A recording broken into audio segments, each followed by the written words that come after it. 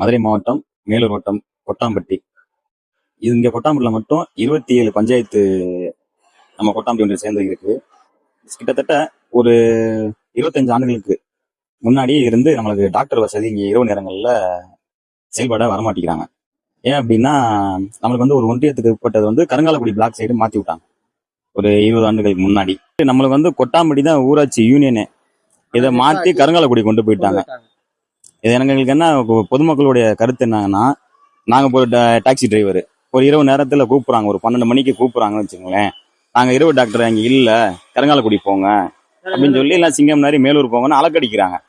அப்ப அவங்களுக்கு என்ன ஆகுது, அந்த டைமிங் அவங்களுக்கு வந்து அந்த மருத்துவம் வந்து அவங்களால பார்க்க முடியல. அந்த 20 நிமிஷத்துக்குள்ள டிராவலிங் டைம் அவங்களுக்கு வேஸ்ட் ஆகுது. இதுல எங்களோட கொட்டாம்பட்டி மக்களோட என்ன கருத்துனா, இரவு டாக்டரும் அதோடையும் ஆரம்ப சுகாதார நிலையத்தை அரசு மருத்துவமனையாக மேம்படுத்த வேணும். இதுதான் கொட்டாம்பட்டியோட பொதுமக்களுடைய கருத்து. ரொம்ப ஒரு மோசமா கிடக்கு. டாக்டர் இரவு நேரம் இருக்க மாட்டேங்கிறாங்க. செவிலியர் ஒரே ஒரு செவிலியர் மட்டும்தான் இருக்காங்க.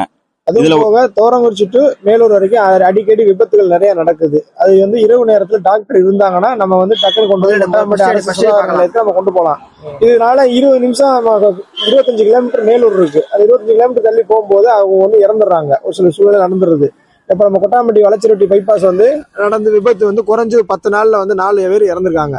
அதனால அரசு சீராக கவனத்தை கொண்டு பண்ணி கொட்டாம்பட்டியை கொஞ்சம் அரசு சுகாதார நிலையம் வந்து கொஞ்சம் மேம்படுத்தி கொஞ்சம் விபத்து இல்லாம பண்றதுக்கு ஒரு வழிவகை பண்ணணும்.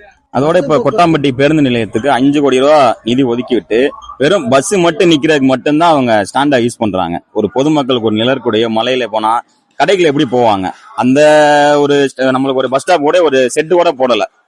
பஸ் வந்தா நிக்கிறாங்க வைக்கிறாங்க ஒளிஞ்சு எங்கன்னா போய் நிப்பாங்க. ஒரு கர்ப்பிணி பெண்கள் வர்றாங்க, ஒரு மழை பெய்யுது, எங்க போவாங்க அது தெரியாம ஒரு 5 கோடி ரூபாய் நிதி ஒதுக்கிட்டு ஒரு பொதுமக்களுக்கு ஒரு ஸ்டாண்ட்ல உட்கார ஒரு சேர் கூட போடாம நம்ம டெய்லி எங்கள்கிட்ட வந்து பொதுமக்கள் வந்து சொல்றாங்க, முறையிடுறாங்க. என்னப்பா இங்க கொட்டாம்பட்டி ஸ்டாண்ட் டிரைவரா இருக்கீங்க, இதெல்லாம் சொல்ல மாட்டீங்களா, இதெல்லாம் கேளுங்க, நாங்க எப்படி உட்காருறது. ஒரு மழை ஒதுங்கினால் கூட நம்ம கார் ஸ்டாண்டை தேடிதான் வர்றாங்க.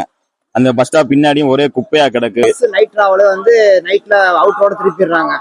ஆமா, 9 மணிக்கு மேல அவுட்டோட திரும்பி திண்டுக்கல் டு காரைக்குடி பைபாஸ் திருப்பி உள்ள போயிடுறாங்க, உள்ள வரமாட்டேங்கிறாங்க. ஆமா, அதை உள்ள வரவரும் செய்யமான கேட்கொள்வார்.